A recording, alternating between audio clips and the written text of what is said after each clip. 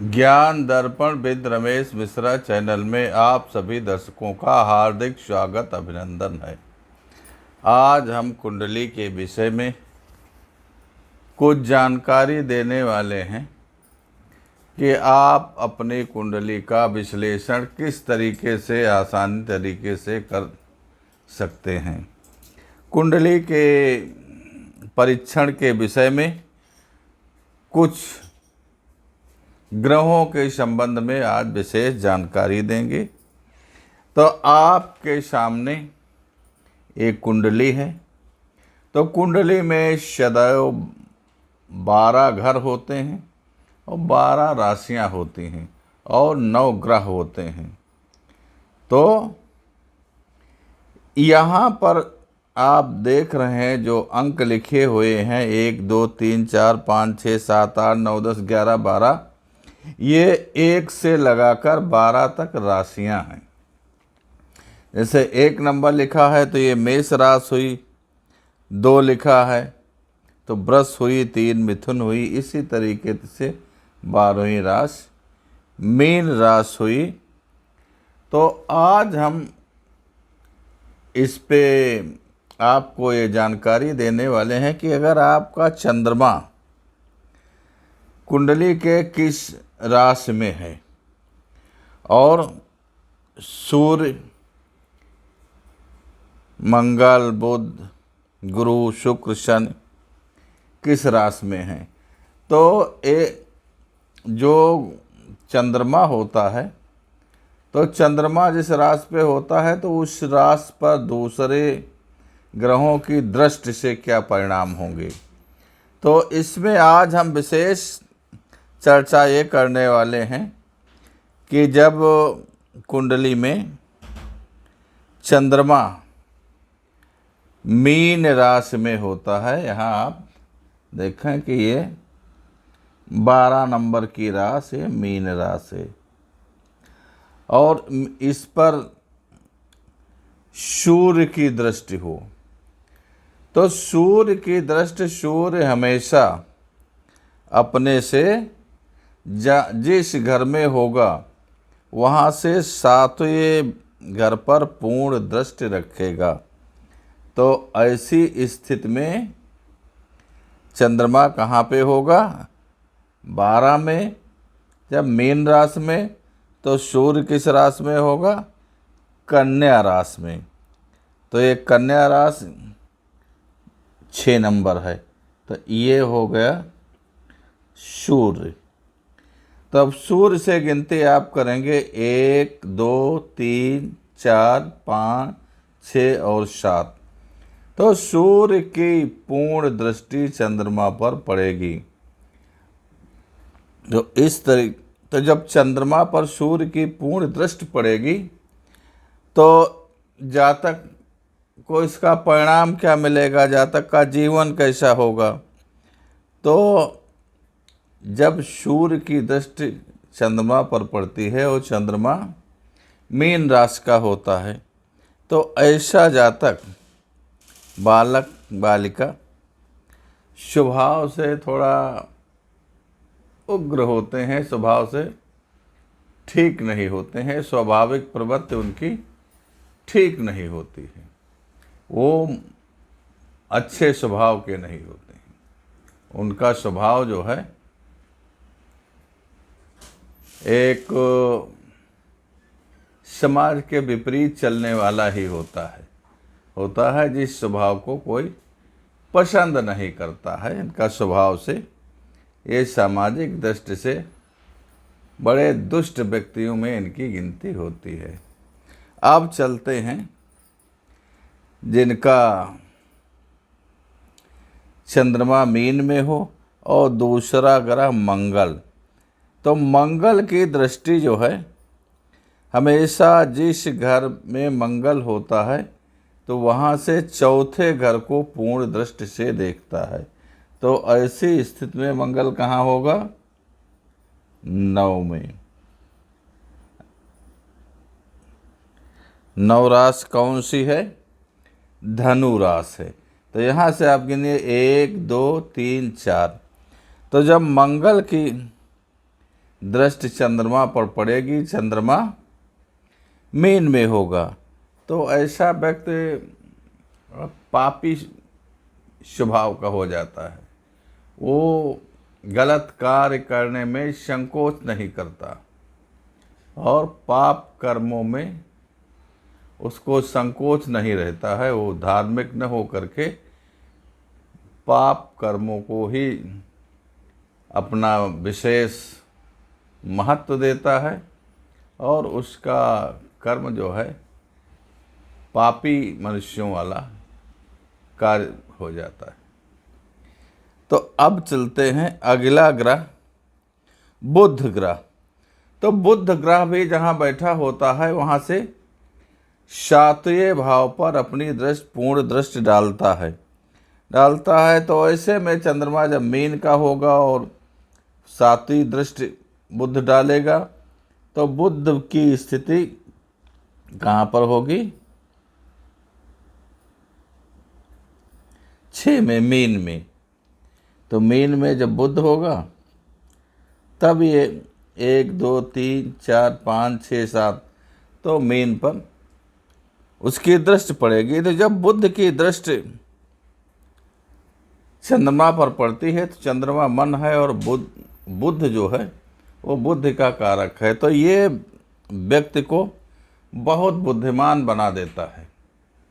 ऐसे जातक जिनका चंद्रमा मीन में हो और बुध कन्या में हो तो वो चाहे कम पढ़े लिखे भी हों लेकिन वो बहुत बुद्धिमान होंगे, बहुत बुद्धि से प्रखर होंगे और पढ़े लिखे भी होंगे तो अच्छी पदों पर होंगे, अच्छा समाज में धन पैदा करेंगे और अपनी बुद्धिमानी के बदौलत सामाजिक प्रतिष्ठा भी रहेगी, धन भी रहेगा और मान सम्मान भी उनका रहेगा समाज में।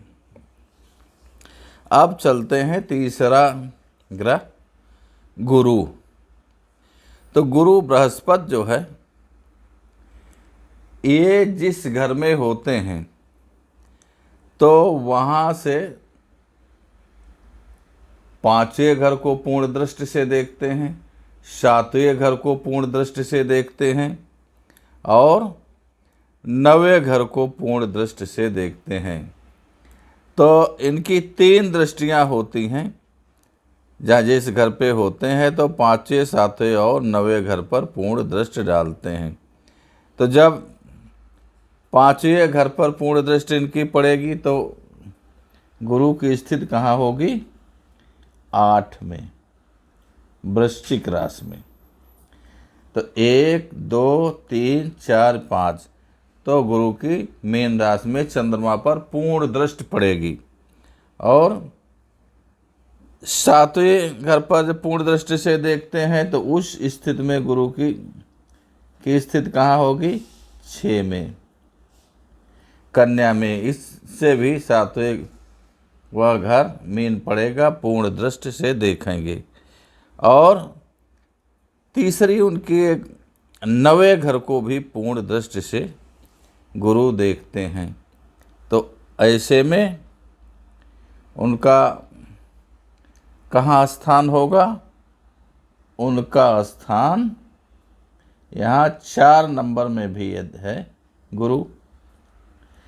तो अब आप देख लीजिए, चाहे अगर चंद्रमा 12 में है तो चाहे गुरु 8 में हो, चाहे गुरु 6 में हो और चाहे गुरु 4 में होंगे तो कहीं एक ही घर में।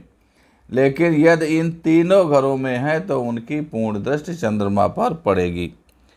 और गुरु जिसका बलिष्ठ होता है, गुरु की जिस पर कृपा होती है, वो व्यक्ति हमेशा महान बन जाता है। तो जब गुरु की दृष्टि, चंद्रमा जो है मन है, मीन में चंद्रमा होगा और गुरु के द्वारा दृष्ट होगा तो ऐसा व्यक्ति राजनीति में होगा तो बहुत अच्छे पद पे होगा, सरकारी सेवाओं में होगा तो उच्च अधिकारी होगा। ये व्यक्ति राजा की तरीके से अपना जीवन व्यतीत करेगा और इन ऐसे व्यक्तियों को सभी वाहन सुख प्राप्त रहते हैं, सभी तरीके का वैभव प्राप्त रहता है और समाज में उनकी प्रतिष्ठा और हुकूमत चलती है। ऐसे व्यक्ति जिनका गुरु की दृष्टि चंद्रमा पर पड़ती है, चंद्रमा मीन में होता है। तो अगला ग्रह शुक्र ग्रह है। तो शुक्र देव जहाँ पर बैठते हैं, शुक्र ग्रह, तो वहाँ से अपने 7वें घर को पूर्ण दृष्टि से देखते हैं।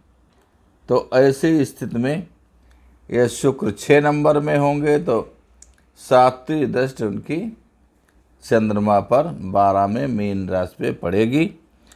तो शुक्र की दृष्टि से आदमी बहुत विद्वान होता है, वो अधिक शास्त्रों का ज्ञान होगा और बहुत विद्वान होगा और अपनी विद्वता के बल पर अच्छा खासा धन पैदा करेगा, समाज में नाम पैदा करेगा और जीवन भी बहुत सुखमय व्यतीत करेगा और समाज में लोग बहुत ही मान सम्मान की दृष्टि से ऐसे व्यक्ति को देखते हैं। ऐसे व्यक्ति बड़े विद्वान होते हैं। अब चलते हैं शनि ग्रह। तो शनि जहाँ पर बैठते हैं, जिस घर में शनि मौजूद होंगे तो शनि की 3 दृष्टियाँ होती हैं। तो तीसरे घर को पूर्ण दृष्टि से देखेंगे, 7वें घर पर पूर्ण दृष्टि से देखेंगे और 10वें घर पर पूर्ण दृष्टि से देखेंगे। तो जब गुरु तीसरे घर को पूर्ण दृष्टि से देखेंगे तो गुरु की स्थिति, शनि की स्थिति कहाँ पे होगी? 10 नंबर में। 10 नंबर में अगर शनि है तो 1, 2, 3 मीन के चंद्रमा पर पूर्ण दृष्टि पड़ेगी और 7वें घर पर भी इनकी पूर्ण दृष्टि पड़ती है। तो ऐसी स्थिति में शनि कहाँ होंगे? 6 नंबर पे। तो 6 नंबर पे हैं तो 12 नंबर मीन पे इनकी पूर्ण दृष्टि पड़ेगी और 10वें घर से भी 10वां घर जहाँ पर होते हैं वहाँ से 10वें घर पर इनकी पूर्ण दृष्टि पड़ती है। ये 3 दृष्टियाँ डालते हैं तो वैसे में शनि की स्थिति कहाँ होगी? 3 नंबर में। तो अगर 3 नंबर में शनि है तो 1, 2, 3, 4, 5, 6, 7, 8, 9, 10 तो 12 नंबर में इनकी भाव में दृष्टि पड़ेगी। तो ऐसी स्थिति में व्यक्ति का जीवन कैसा होता है? जिन पर शनि की दृष्टि होती है तो चाहे वो 3 नंबर में हो शनि, चाहे 6 नंबर में हो और चाहे शनि 10 नंबर में हो, यदि इन तीनों स्थानों पर कहीं पर शनि है तो उनकी संपूर्ण दृष्टि 12 नंबर पर चंद्रमा पर पड़ेगी। तो ऐसा जातक जो है वो हमेशा दूसरों की बुराई देखने का कार्य करता है।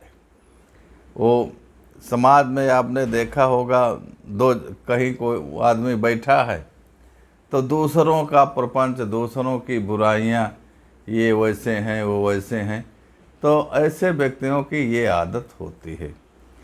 तो आपके सामने हमने कुंडली विश्लेषण के विषय में कुछ जानकारी दी। ये आपको कैसी लगी? ये 12 मिहिर के सिद्धांत पर हैं और आपको ये नंबर दिया जा रहा है 9450 38 18 37।